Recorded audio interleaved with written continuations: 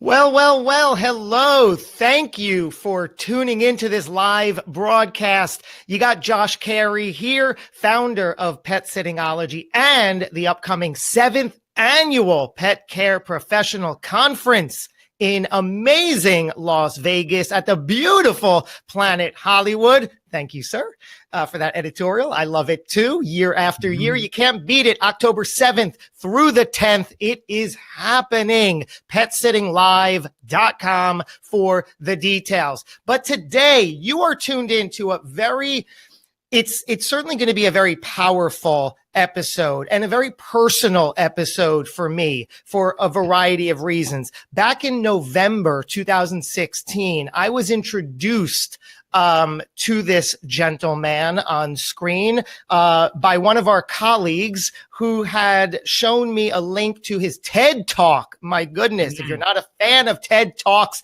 get on it. Now, this guy's TED Talk was all about the book we're going to be talking about today, which is called Profit First. Profit First right here. Now, the reason it is so personal and I am so grateful and have waited over a year and a half for this moment is to show my gratitude and say thanks quite literally to Mike Michalowicz. There he is, because he has literally saved my life through saving my business from financial chaos, financial ruin, call it what you will. I'm sure so many of us can relate to that. So I came across his TED Talk, thanks to one of our colleagues, consumed that, ran right out, got this book, which we are going to dive into today. I'm not going to bore you any longer with these details. Let me bring him into the conversation. It is Mike Michalowicz right there. How's it going, Mike? It's going well, Josh. Thanks for having me on your show. And hi to everyone out there. Yes. Hi to everyone out there. So here's the thing. Whether you identify and call yourself, hang on one second. I'm just pushing buttons here and I don't want this to, Yep. Just muted that perfectly. So, back in when I was first introduced to this book and to Mike's TED Talk, whether you call yourself an entrepreneur or a small business owner or a pet professional running around in business, you are in business. You are a business owner. You're an entrepreneur. There is money coming in. There is certainly money going out. And for me, I had no idea. I have certain skills and talents, but that was never one of them. Understanding how to manage my money, how to allocate my money, what to do with my money. It was a mess. So this book has changed all that around very strategically, very specifically. And Mike, believe it, has been on, he's written for every major publication. He's been on every news program. He's written a handful of best-selling books, including Profit First, and has more in the works. He is, I've said it, and I've heard many others say it, he is a champion for entrepreneurs. So with that, I mean, really, Mike, so many people almost by definition list you in that category. Let's start there. What is it about entrepreneurs that you relate to, you connect to? What is an entrepreneur? Let's go down that path to begin. Let's set the stage there. Well, yeah, I'm a champion for entrepreneurs because entrepreneurs rule. I think what everyone's doing is, first of all, it's effing amazing. What we do, I consider myself an entrepreneur too. I've had the blessing to run companies, sell companies. But you know, what you're doing is courageous. There was a study, and 97% of the world population will only ever, and I'm putting air quotes around this, only ever be employees. I mean, that's not a negative thing, but what it means is 3% of the world population has the courage, the intelligence, the drive, perhaps are a little bit crazy, to start a business. And it represents massive sacrifice, especially when you're starting from scratch. You don't get paid. I mean, you can imagine this is my job offer at my company. Hey, come to my office, work your ass off. I'm not going to pay you anything. Be my best salesperson. Love my company even more than I do. And sacrifice time with your family and friends. I mean, ignore them. I'm your new family. Would you work for me for nothing? It's insane. It's absurd. But that's exactly what entrepreneurs do. We sacrifice our family and friends so we can move this business forward on a dream. We work redonkulous hours. We sacrifice health and sleep for this, and we don't get paid. And yet we're drive forward in the hopes that we can make this into a flourishing business. I love entrepreneurs because entrepreneurs are courageous. Entrepreneurs are the underdogs. You get no advantages starting a business. You actually get beat up by the established competitors. You got to fight your way to the table. Yet entrepreneur after entrepreneur goes for it. And that's why I love it. It's the ultimate, most courageous thing, I believe, in life itself. What did you want to be when you grow up? What do you want to be when you grow up, Mike? What did you want to be when you grew up? Yeah. I think it was funny. I asked the question earlier. I think a garbage man for a while because I thought that would be really cool. Like, first of all, riding on the back of a truck looks badass. I actually still want to do that. And like, I was like, oh, it's like you get to see people's stuff. Like maybe you get stuff. When I was a child, I was like, I want to be a garbage man one day. And then I was like, nah, maybe, police officer, firefighter, then definitely a pilot. And then, and this actually, when I was in college, I said, now I know what I want to be. There was a movie that came out called Wall Street, and I wanted to be Gordon Gecko, which now, he's a dick. And, but I didn't see that. I just saw the money side and ultimately had to learn a very hard lesson about my now appreciation for money and non-dickishness. And then I stepped into my true passion. When I grow up, I want to be an author. And that's what I'm doing today. And I love it. I love it. So I went through iterations. Yeah. And you say you love it, and it clearly shows in so many ways. I mean, by the time you were 35, it says you have bought and sold 2 companies for literally millions. And if I'm not mistaken, each time you lost it all. And there was one rock bottom time where you bought and sold the company, sold it for millions, literally lost millions. We'll get into that story.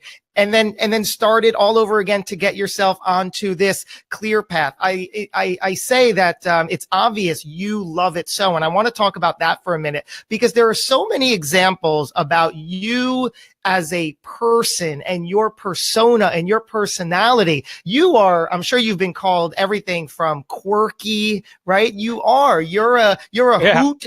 I can see through you and through your brand, through your website, that you are quirky. You're fun. If you go to his website, and we'll link to everything in and around this, you go to his website and it's amazing because he's got every image you roll over, every link you roll over. There's it's like you must have had like a 2-week photo shoot for that. He's in like a different outfit and like, it's just really amazing. You also have funny ways to pronounce your last name. So it's really incredible how you've taken your brand and really, I guess, interjected yourself. Tell me about that. Yeah. So, I think the ultimate differentiator for anyone in any business, and I consider authorship a business, but any business, pet services, anything, is that we really need to amplify who we naturally and truly are. So I am goofy. I like to joke around. Some people think I'm a total idiot, and I at times I'm like, you know what, they're kind of right. Like I get it. But that's who I am. And so what I did was when I developed my website, all my branding, it's authentically me. Just put more out there. And the ultimate compliment I got was one of the first people that emailed me about one of my books said, you wouldn't believe this. It was a college friend of mine. He said, I was reading this book because someone turned me on to it. I didn't know who the author was. But as I read this, I'm like, this is the guy I knew in college. Like, this sounds so much like Mike from college. And then they looked who the author was, and he's like, oh my God, it's Mike from college. I think the opportunity we all have is be ourselves authentically, unabashedly. Sure enough, I get attacked. That's not even the right word, but people are turned off by it regularly, and they'll become very vocal about it. I every so often on Amazon will get this like, who is this moron out there? Because I don't resonate with them. At the same time, there's a community to say, oh my God, this guy's like me. Like, he's an oddball. He's a little bit dorky and goofy. And you know what? That's who I am too. I would like to learn from him. And by the way, that becomes the ultimate barrier for any kind of experience. I don't care how much knowledge and input and great ideas I have. It doesn't make a difference. If you don't relate to me and you feel that I'm totally disconnected, even if you read this stuff, it's very hard to say, well, that's not relatable to me. But when you see that I'm the same as you and you were the same as I, what I have to teach is much more palatable. So I do it because that's who I am. I also encourage everyone watching, be fully yourself, the oddball, quirky you. And you'll see there's a community that says, finally, there's someone like me. It's amazing. On your website, I saw that you literally have a link on the side near the bottom of your website that says, I can't stand this guy. Get me out of here. And right. Of course, first of all, who's not going to click on that to see what happens? But I was first taken aback by that. I'm like, wow. And then I'm like, that's Mike. That's exactly what I'm talking about. And lo and behold, where do you think that link goes to? If you click on, I can't stand this guy, get me out of here, to the Psychiatry Association's anger management. The anger management division of the U.S. Psychiatrist Association. Yeah. And I get it. I mean, I like to joke around, and I know people are going to go there because it's fun. But my whole goal here is in any business, we need to win trust and confidence. And so my whole goal here is just put it out there, and also allow people that don't like you to comfortably exit. That is clearly a little more gimmicky than that. I expect people that really don't like me are actually going to just zap out of that page as fast as possible. But I also know that people say, okay, this guy doesn't take himself so seriously. He even realizes he's a little bit of an oddball, a little bit crazy. And therefore, they actually, when they see I don't take myself so seriously, I think people then take what I have to share a little more seriously. How do you've been at this for some time. Naturally, you're a success by every definition today, and you've worked hard and ups and downs to get there, to put it lightly. How do you today handle whether we're calling it rejection on that, if you get that Amazon review? Because certainly, I mean, does it sting? Do you care? Did it used to and you're getting better? Help me through that.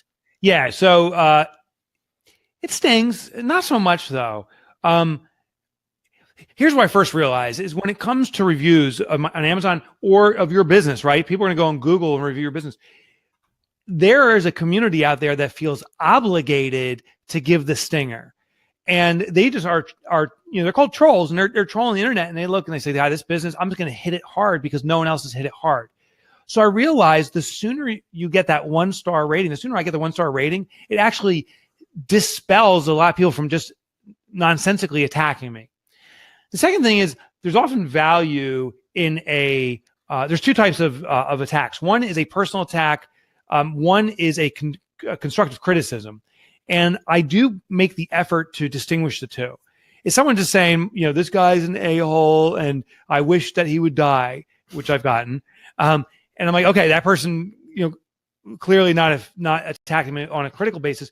But I also realize usually someone like that is feeling pain. To attack someone else, usually it's pain. Think about when you're talking to someone and if you're standing on a pebble and jumping up and down on it, and now you have to have a conversation with someone, it's hard to have a friendly conversation in pain. So when people attack, either they're in pain or it's a critical, appropriate criticism. And from that, I try to learn. I look through and say, okay, you know what? This person makes some good points. For example, my first book had a lot of swears in it. And it was kind of my natural conversational tone, but I also realized it wasn't necessary. I actually noticed many comedians I like, the best comedians actually don't use swears because their comedy is so good. And I was like, oh my gosh, this person made a good point. Why do I have to drop the F-bomb here and there? Why don't I clean up my act and elevate my game? So a lot of critical criticism can be helpful. It still stinks. Like the second I see a 1-star, I'm like, oh my God, I suck. Like I hate myself for a second, but then I slow down. And I realize that not everyone's going to love me. And the ones who are saying out of critical criticism, I can use that to improve myself. Your website's tagline up by your logo there says, put life back in business. What does that mean? What is that? Yeah. So it's a double entendre, right? So many businesses are kind of droning on, but also our life is being compromised. So there's these two components. The first one is it really gets my goat is this concept of pivoting. It's existed for a long time. A lot of people talk about it. It's not a new process, but the term pivot is new. It used to be paradigm shift, inflection point. There's different terms for it, but the concept is that if the customers don't want what we have to offer, we have to adjust our offering till the customer wants it and keep on adjusting it, which makes sense. And I actually believe we need to do it, but it ignores something that's critical. It ignores ourselves. I've seen businesses that have adjusted and changed what they do, and the customer's buying, but the owner hates their business. The business loses life. And there's business owners, maybe someone watching right now says, I can't believe that I have to do yet another day of my work. I can't stand it anymore. So I believe we need to get into alignment. We need to get a reality check. What are we looking to experience in life? Not necessarily achieve our business, but experience in life. What brings us happiness, purpose, joy? Then adjust to the customer's needs. There's no question you have to do it, but match the customer's needs in alignment with what you want, and that will carry you forward. So that's the part of losing life. I think we can reinvigorate it in any business, but we have to be very clear what we're looking for. But the other part of put life back in business is, our lives itself. It's a shame, and I've done it. I've drawn the line in the sand. I don't do it anymore. But I said, I'm a workaholic. I'm going to work 16-hour days, and I was really proud about working like an animal. And I missed countless soccer games for my children. I wasn't there for some critical moments because I had work to do. And I realized that belief that I was a workaholic actually said I was an anti-productive holic. Like I was just trying to grind through as opposed to smartly think about my work, find ways to be more productive. More importantly, the ways to enact or enable other systems or people to do things. So I think putting life back in business means that we also have to step up a higher game of how we think about our business so we can live life. Our business is here to support our life. Our life is not here to support our business. Yeah, I love that. And in this available for everybody, thank you. In the jacket, in the jacket cover, the first thing echoes what you just said. The very first line says, what if rather than you serving your business served you? And that's, I think, what you summed up there, right? About put life back in business. It's what I summed up. And also what I'm trying to do in that first jacket copy sentence is to start planting better questions.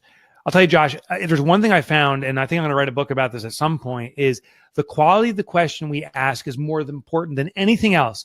I don't care if you've read Profit First or not. I don't care all the education you've had. If you're not asking enabling, empowering questions, you're done. I used to say, why does this stuff happen to me? Why is my life so hard? And would find the answers why business was so hard and why it's happened to me. I made just to that one question, one subtle change. Instead of asking, why has this happened to me? I'm now asking, why has this happened for me? And it's unbelievable. By asking a different question, when something happens, my whole perspective changes.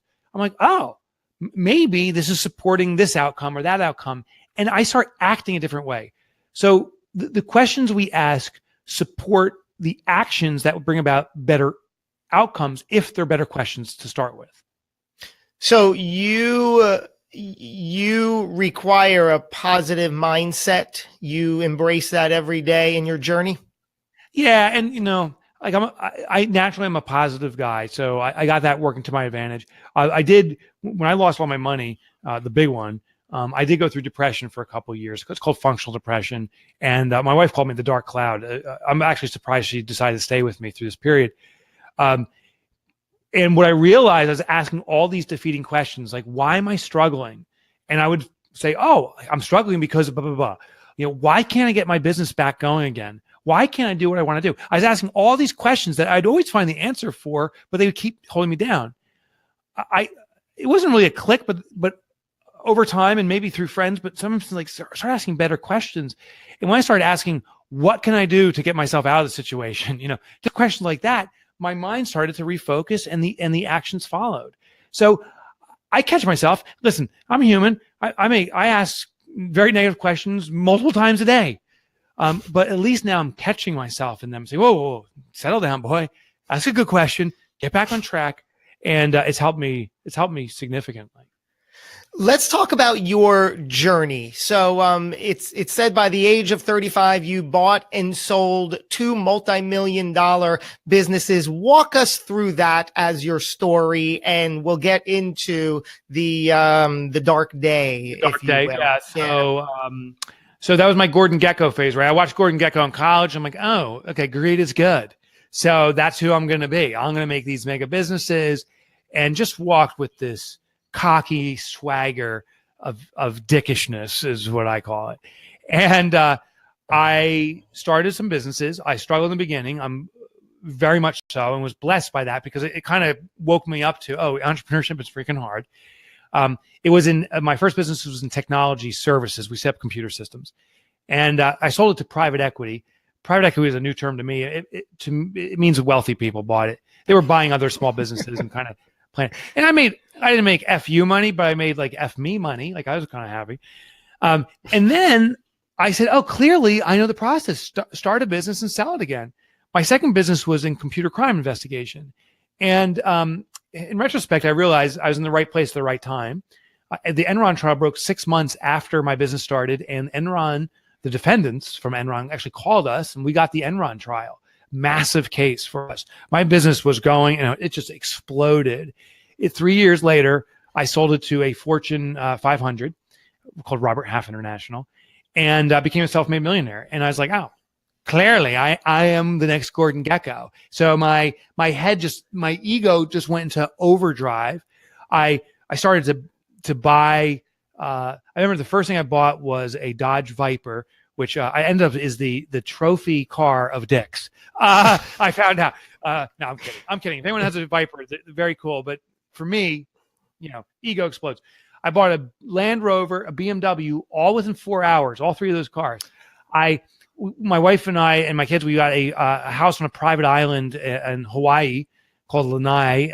It's a privately owned island. Sigourney Weaver now has the house that's 2 over from where we rented, and we went on sabbatical. I started to live large, and I'm like, I gotta keep this game up. I'm gonna start multiple businesses. So I became an angel investor, starting businesses, spending money, and my ego just went boom, boom, boom, until the dark day, and that's when everything fell down, and I got kind of realigned with humanity and being a person, not a big ego. So what happened on that dark day? So you're up, and then what happened? Well, so I was spending money like left and right, and I said, oh, the formula is just start businesses and sell them. That's how you make all your money. That's what Gordon Gecko would do. And so I started these 10 companies, and they all collapsed. It's funny. I no longer call myself an angel investor. I call myself the angel of death. I was the worst. I was the worst angel investor ever. Like I had no clue, no right to be doing what I was doing, blowing money. And so on trophies and toys and nonsense, plus angel investing, angel of death investing, I lost all my money within 2 years. And the dark day was, I'll never forget the day, it was February 14th, 2008. That's Valentine's Day. I got the call from my accountant saying, Mike, you should declare bankruptcy. And it's a weird moment because I saw my income, my accounts, all my money just going away so fast. Logically, I saw it. Emotionally, I didn't accept it. It's like, oh, it'll turn if I just push harder, if I grind it out more. And that was a day I lost my house, my cars, my possessions, everything. My family did not leave me, and I'm shocked they didn't, because I took away everything that we had. And my daughter, I actually write about it in the book, and there's a revised version of Profit First now. I write about it a little more extensively because it's so important, I think. My daughter was 9 years old at the time, and she, as I was telling my family this face-to-face, sobbing as I was telling it, she ran out of the room to get to her bedroom, grabs her piggy bank, and at 9 years old comes running to me and says, Daddy, don't worry, I'll support our family. And it was the mix of emotion. The mix of emotions almost hard to explain. I was so angry at myself. I was so humbled by her. And that became the seed for finding a solution. By the way, and this is important, it's not like the next morning I woke up and said, oh, I know all my problems, I'm going to fix it. I went through, as I told you, 2 years of depression, drinking. I barely drink now. I mean, I'll throw back a margarita anytime, but I'm not really a drinker. And I started boozing. My wife called me the dark cloud. I was just just sitting as an insomniac watching TV. I can remember the stress, the compression in my chest and all this stuff. And it was a couple other events over that 2-year period that kind of snapped me out of it. And finally, I started to fix my own problems. Ironically, today I write books because what I'm teaching in the books is actually something I need to learn. So every book I've written and will continue to write are all things I need to fix myself or have tried to fix myself. And writing books is the best way to instill it. Like ever since I wrote Profit First, if I don't do a day of Profit First, I will be the biggest fraud on the planet. So every day I'm doing Profit First. I'm living by it. To me, it's the greatest accountability mechanism. I've become the best student by trying to teach this stuff. I mean, that story with, I'm a relatively new father, and I have a 5-year-old daughter and a 3-year-old son. So I could understand that. My goodness, if you have to come to your family, and, I've had to come to my family, many days already, certainly not at that level, but just like, can we hold off on the groceries till maybe the end of the week? Or, I mean, it's devastating. It's devastating. And actually, it's funny. For me, that one big day was big because it was the heart attack equivalent. But the bigger stress is what you're experiencing. I've lived years through that. Telling my wife, hey, don't buy this, or hey, don't send the check in for that bill yet. I've lived under the collection calls. I've lived under all those, we'll get you out of your credit card. That the mailers coming in every single day saying you have, and it says how much debt you have. And I'm like, holy crap, that is my debt. How much debt you have, and we can get rid of your debt, by one simple phone call. It says 1-800, we rape you number. And oh my God. And I'm like, the stress and the way it physically manifests is just brutal. And I was putting up with it, thinking this is the path of an entrepreneur. This is the way we have to live. But then I had the heart attack, the financial heart attack. And I was like, no, I'm never going to live this way again. And nor am I going to allow anyone else to. There's 180 million of us in this planet, 180 million small business entrepreneurs, according to the SBA. And the vast majority of us, I believe it's around 83% of businesses, are on a survival mode, can't pay the groceries, can't pay the bills, or barely getting by. And I'm like, no more, man. I'm done. We're done with this. My life's commitment is to fix this for all of us. And I'm all in on this. It's not going to happen anymore. So this is wonderful to hear on a variety of levels, because I today certainly see you as someone that I admire, that I look up to, that I would love to follow in those successful footsteps and learn from the mistakes and really keep yourself out of those darker days. So it's just very satisfying to know, it's possible. And I think so often we are living it and we feel like there is no way out. Yeah. I get it. In the day to day, it feels like there's no way out. But here's the irony. You used a term that I used to. I look up to someone. I think you should say you look over to someone, because the value that you bring to the human experience is the same as mine. Like there's no one better or worse here. We're all going through the human journey. I just have some information that may serve you, and you have information that may serve me. So I think when I say I look up to someone, I'm like, I'm not them. I wish I could be them. It's actually almost an envious position. But when you look over to someone, it's like, oh, you're on the other side of the pond. I'd like to go over to that side of the pond now. Let me join you. And by the way, as I traverse over, if you want to come back to my side of the pond, I can show you the wonderful things that are in my space. Now, when it comes to the day-to-day, the challenge is the danger of the familiar. You may have known someone in your life that was in a bad relationship and said, I can't be with this person anymore. I got to call it off. And then finally, after years of saying they got to call it off, they call it off. And the next day they start dating someone new who's the same person. They're back in the miserable relationship. And what I found is, even when something is not fun, even if something is very uncomfortable, if something is painful, but it's familiar, the draw of the familiar is stronger than discomfort. So if I'm living check by check, I can't pay groceries, it sucks, but I've been through this before. I know I'll get to the other end, and I'll keep actually doing the process. So what we have to do is get really, I think, disgusted, if that's the right term, with the familiar and say, just because I'm familiar with it doesn't mean I commit to this, and really draw a line in the sand. The second thing we need to do is take, this is kind of an Anthony Robbins type thing, but take decisive, irreversible or irrevocable action. With Profit First, for example, so many people come to me and say, Mike, I need to be profitable, and I've wanted to be profitable for the last 10 years. I haven't been. I've discovered Profit First, but I can't do it. It's too much. And I'm like, well, we got to make one irrevocable commitment to moving this way. And so I force people, I'm like, all right, now on the phone, call your bank, set the account, call Profit, and let's start transferring just some money there, 1%. Because the goal is not to fix you. The goal is to find a new familiar, to get out of the old familiar. So that's my aha is if you're not happy, if anyone watching right now is not happy with where you are you comfortable though with the familiar? Not happy, but comfortable with the familiar. If you are, it's the ultimate trap. Get disgusted at it, get angry at it, and then you have to do this, take an irrevocable commitment or step to the next level. Announce it to the world.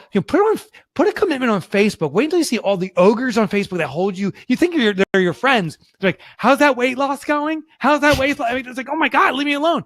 But at least they'll hold you accountable to that commitment you've made. Love all of that. Let's go right into the Profit First methodology. Sure. Available on Amazon, revised and updated and expanded. I have the 2014 edition. This is what the new release looks like. So that was the original, and this is the new release on Amazon. Both of them are. This is like a relic now, right? This isn't even in print anymore. It's worth something. It's worth something. Love it. Baby.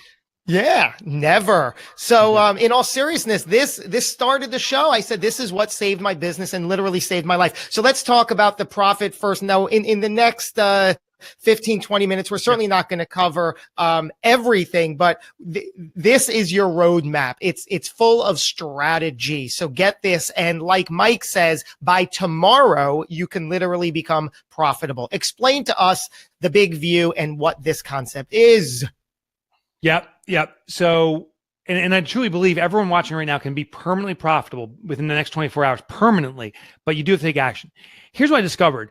If you work with an accountant or bookkeeper, or you've just studied any kind of accounting whatsoever, even a grainy YouTube video, what I've discovered is accountants in the traditional sense will say, read your income statement, your balance sheet, know your budget, have KPIs, key performance indicators, have all these things. But what most entrepreneurs do, what I definitely do, is I said, that sounds great, but I don't have time for that. Now I'm going to log into my bank account. And I did, with my phone here, I would do what I call bank balance accounting. I would log in, and it's real simple. If I have money in my bank account, I say, okay, I can spend it. And if I didn't, I'd say, oh my God, I got to sell anything to anybody. So I was reacting to what I saw on my bank balance. And I found I'm not alone at this. I bet you a lot of people watching check their bank balance once a week, once a day, once an hour. So the Profit First system is set up so you don't need to change yourself. That's the fundamental principle. If you can continue an existing behavior, but channel it to the outcome you want, you'll be far more successful than you having to change your behavior to get to the outcome you want. Here's how we do it. Profit First, the title gives you the first massive step. Take your profit first. Every time, and this is what I want you to start doing today, every time you get a deposit into your business, I don't care if we get $10, $10,000 or somewhere in between. It doesn't matter the amount. It matters that a deposit came in. What you do is immediately take a predetermined profit percentage. You determine it. I explain in the book the steps to find one, but it could be 1%, it could be 20%. You pick it. You take that percentage and you immediately transfer it to another bank account called Profit. And there's other steps here, but the real basic thing is now when I log into my bank account, instead of having one account that has all my money, now I have at least two accounts. My inbound account deposits, and now a profit account. And now the next time I log in and I see how much money I have, it's very clear how much money has been allocated toward profit. Now, taking this further, we do it with multiple accounts. We're just wrapping it. When we're filming this, we're doing this live. It's April 24th today. Tax season just ended a little over a week ago. And maybe some folks watching experience what I used to experience, where you'd like, wait, how much do I owe in taxes? Are you kidding me? And then the panic ensues, like, I don't have any money.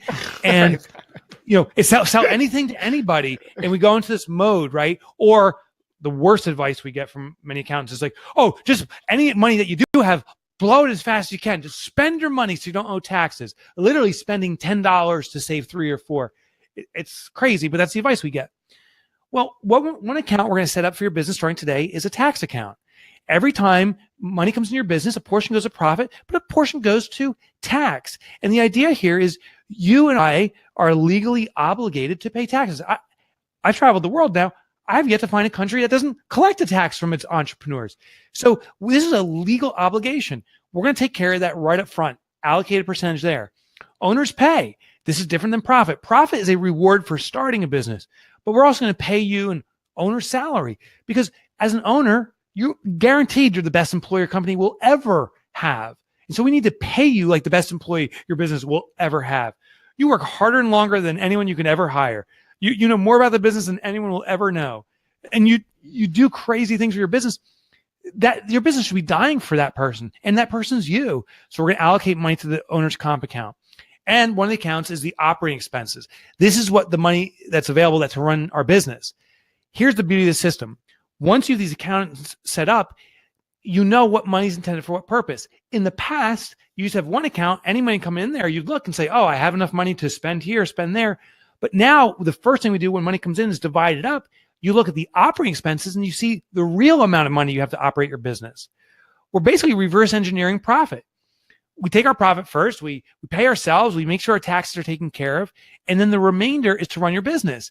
And if you can't run your business off the remainder, that is telling you your business needs to be fixed because you want this profit. You want to pay yourself. Those are all rightful and appropriate things.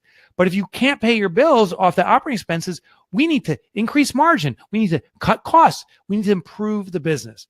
So that, in essence, is the fundamental basics of profit first.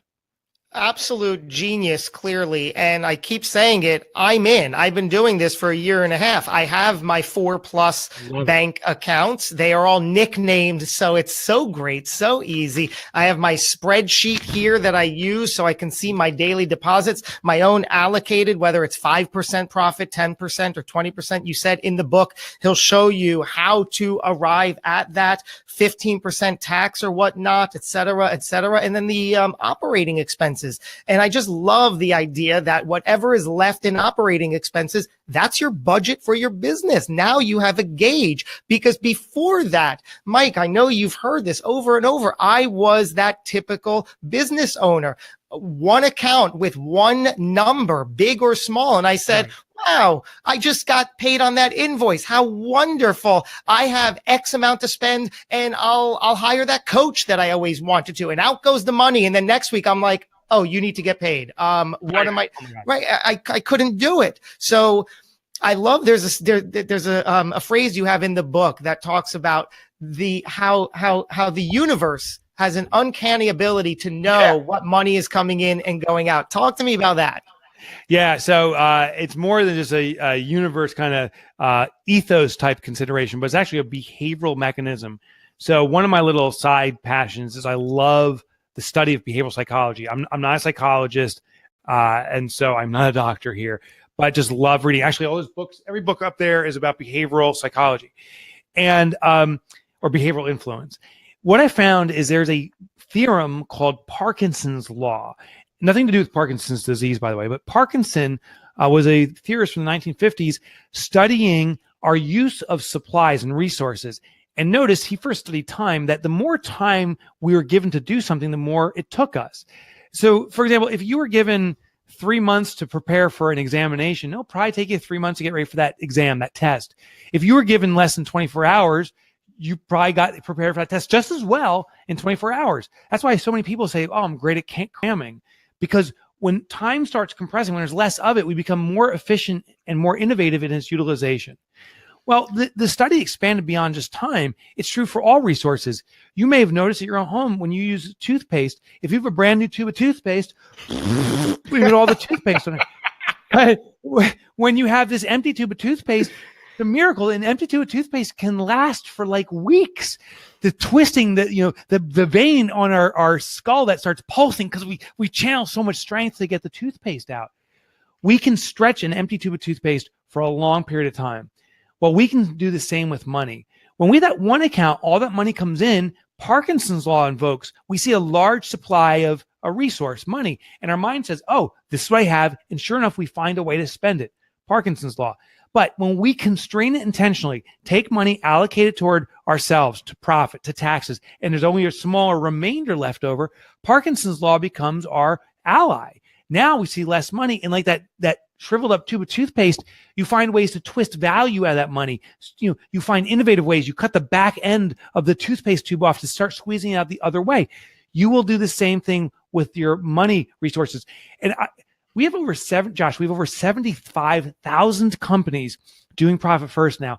And I get an email every hour, at least, from a reader, and some of them share stories about what they did.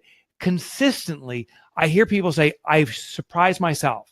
I can't believe how much money I'm saving. I can't believe the ideas I'm coming up with to improve my business, to make margins better, to introduce new services that people are crazy about, all because it started off with taking your profit first. That's the magic. Once you start doing this, the magic isn't in the system. The magic is in your head. And when you start taking your profit first, it forces you to start looking at your business from a new perspective. And I think you'll even surprise yourself in what you do to increase your margins and to be frugal, to cut costs. Can you confirm the idea that this system, call it what you will, is literally applicable to any size business? It's not just for corporations, Fortune 500, small businesses making X amount, right? Anybody watching, if they're earning $100 a year, this is going to work. Any size business, any stage business. You could just started yesterday, or you can be in business 10 years, and any amount of debt. So those are the resistance I get. Some people say, I'm starting my business. Maybe I need to grow my business before I consider profit first. I'm like, no. Get the habit in place now. Let's get this going. Because even if you take in $1 for the entire year, 10% of that's 10 cents. You have a profit. Congratulations. And it'll build the muscle. Some businesses said, Mike, I've been doing business for 10 years. I don't think I can implement this. There's so much change. That's the danger of the familiar. We're in our routine now. We absolutely need to change. Other businesses are far along. Maybe they're doing $1 million in revenue. Maybe they're doing more. I don't know what it is, but and I know a lot of $1 million+ businesses that have great revenue are struggling to survive. I consider revenue a stress point. Profit is the anti-stress serum. So as a business gets bigger, don't aspire to be like that business until you hear about their profitability. That's stress point. So if you have big numbers, small numbers, implement profit first. I also discovered that this works outside of our business. It works in our personal finances. It works in all elements of our life. I want people to realize this system that I'm proposing is not a new system. It's new to business. I don't think anyone's ever written about business before, and that's where I channeled it for. But this same process has been written about in Think and Grow Rich, The Richest Man in Babylon, this concept of prepaying yourself. Pay yourself first. Where you've heard that in your personal lives. I'm saying let's pay ourselves first in our business lives, because our business life and our personal lives are lockstep. Extraordinary. Before we wrap it up with a few closing questions, where can people get this book? Yeah, so this book, The Profit First. It's going to look like that. Yeah, it's going to look like this, so don't be shocked. It's a white cover. Is available at Amazon, Barnes & Nobles, all the independent bookstores. They all have them. Quite frankly, between me and you, Amazon has the best price. And if you want to be real frugal, you can get a used copy for like a penny. So, I don't know if it's a penny, but you can get them out there very inexpensively. I think there's no excuse to do it. Also, if you want some extra stuff, my website has the chapter downloads, 2 or 3 of them from this book, plus all my other books for free. That's MikeMichalowicz.com. But I know that no one can spell Michalowicz, including myself or my wife at times. So I set up a different website called Mike Motorbike. That was my nickname in high school. So if you go to MikeMotorbike.com, you'll see my notably goofy website. But on there, you can get all my books, downloads of the chapters for free. I used to write for the Wall Street Journal. You can get those articles for free when you sign up. There's tons of resources up there for you. And again, we'll link to it. Mike Motorbike. I absolutely love it. So you finally gave in, and you're like, forget it. I'll come up with a. Forget it. Why fight it? Why fight it? It's the most horrible Polish name ever. But I am going up the charts on Google. So if you type in Mike and you hit the space bar and type in Mick, M-I-C, Mike Michalowicz, that long Polish name is near the very top now. And I'm hoping one day that you type in Mike M and this long, nasty Polish name, my name, will be the top. That's my big aspiration. Oh man, I can't wait for that day. Before we wrap up, just a couple of quick questions to leave us off, because I'm not looking up to you. I'm looking over at you. Again, that certainly stuck. I love that concept, that idea, because this internet has certainly leveled the playing field. I don't know you. You don't know me. And you're like, yeah, I'll come on your show. How wonderful. Because I reached out, and I encourage everybody to have an idea, take the action, and just reach out. Let me ask you this, Mike. We're going to switch gears for a minute. You've been through a lot in your extraordinary life thus far. What happens when it's all over? Well, my final breath, I know what's going to happen. My final breath on this planet, which could happen today, it could happen hopefully 50, 60 years from now, or somewhere in between. But when it's determined that's time for me to go, my final thought is going to be that piggy bank moment. I just know it, because that was such a life changer for me, to come back to my senses, to de-dickify, quite frankly, as I call it, but to reset myself that this is about the human experience. So I know that's going to be my final thought. My intention is that the reason I write books is I believe they can live beyond me. And I believe if I write well enough and I put enough effort and soul into it, that maybe my books can live for 100 years. That's my ultimate hope, that I write books that live far beyond my years and continue to serve people years and years after I'm gone. Well, there you have it. Mike, Motorbike, Michalowicz. I'm a friend. I'm a fan. Go get profit first. Keep the conversation going. Any questions? I'm here to assist. Thank you for tuning in today. Thank you, Mike Michalowicz. Have the greatest day, everybody. We'll keep the conversation going. We'll see you next time. Bye.